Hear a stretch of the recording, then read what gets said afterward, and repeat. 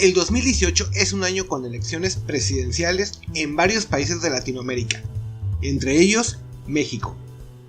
Para llevar a cabo las elecciones en México, se destinó un presupuesto superior a los 28,000 millones de pesos, lo que equivale a poco más de 2.800 veces el presupuesto de la Agencia Espacial Mexicana. Y las elecciones, como en todos los países, influyen en el desarrollo económico, político y social. Por ese motivo, hoy vamos a conocer 6 datos sobre las elecciones en México.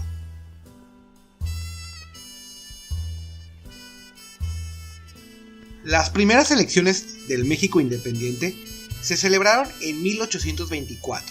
En estas resultó electo José Miguel Ramón Adauto Fernández y Félix, más conocido como Guadalupe Victoria, con el 78.95% de los votos frente a Nicolás Bravo, que obtuvo el 21.05% de los votos. Bueno, tampoco es que haya habido una gran cantidad de votos. En esa época, el sistema electoral no era como se conoce hoy en día. Era un modelo replicado de los Estados Unidos, con un sistema de votación indirecta, donde realmente solo hubo 30 votos.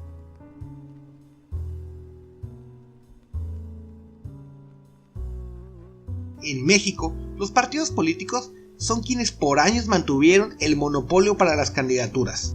Actualmente hay 9 partidos políticos nacionales, de los cuales el Partido Acción Nacional es quien cuenta con el registro más antiguo, al ser fundado en 1934, mientras que Morena y el Partido Encuentro Social obtuvieron su registro en el 2014. Otros partidos que, independientemente de los actuales, dejaron una huella en la historia de México, sin duda fueron el Partido Liberal y el Partido Conservador. El primero existió de 1822 a 1911, mientras que el Partido Conservador de 1849 a 1867.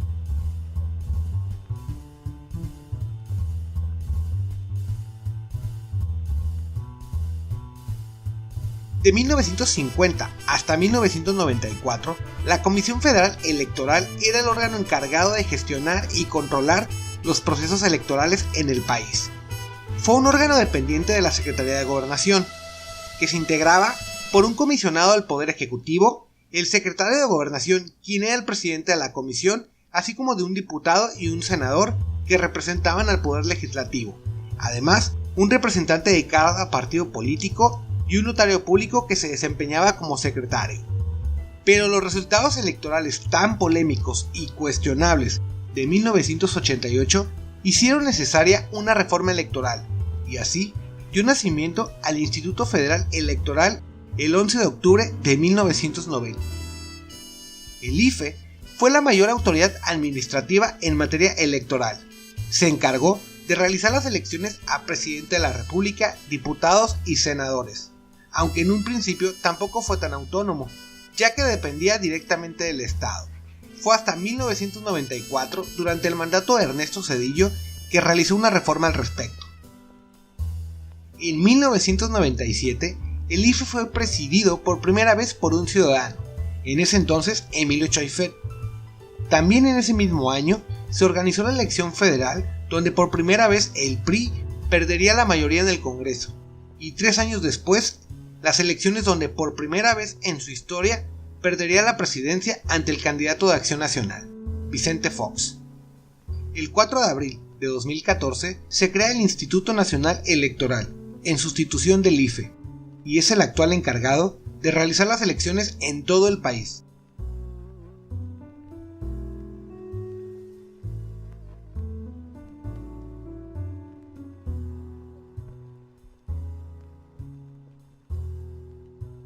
En 1988, la elección para presidente fue muy polémica. Los principales contendientes a la presidencia eran Carlos Salinas de Gortari por el PRI y Cuauhtémoc Cárdenas Solórzano por el entonces Frente Democrático Nacional. Durante esas elecciones se utilizó por primera vez el Programa de Resultados Electorales Preliminares, mejor conocido como PREP. Los resultados de cada distrito electoral eran informados vía telefónica a la Comisión Federal Electoral. Durante un periodo, cuando Cárdenas llevaba una ventaja sobre el candidato oficial, Manuel Bartlett, entonces secretario de Gobernación, anunció que las líneas telefónicas se habían saturado. que por esta razón no podían entregarse los resultados de manera inmediata.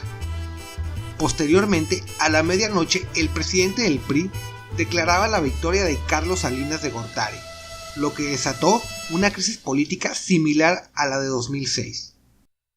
Sin embargo, la credibilidad del PRI ya empezaba a sufrir una severa crisis, y en 1989, en Baja California, ganó por primera vez la gubernatura un partido distinto, llegando Ernesto Rufo Appel a la alternancia en dicho estado, precedido de un movimiento que en ese entonces fue conocido como la Rufomanía.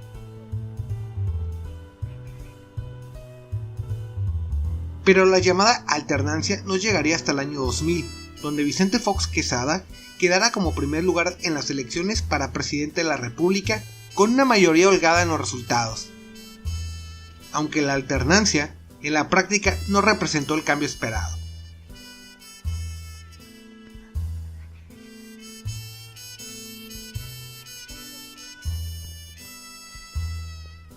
Los funcionarios de casilla son elegidos mediante un sorteo.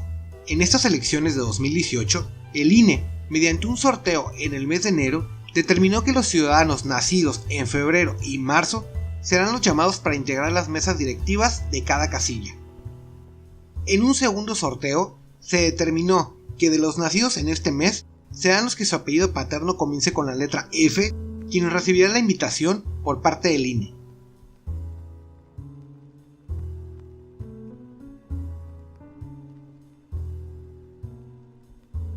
En estas elecciones, en algunos estados, se elegirá gobernador, congresos locales y ayuntamiento.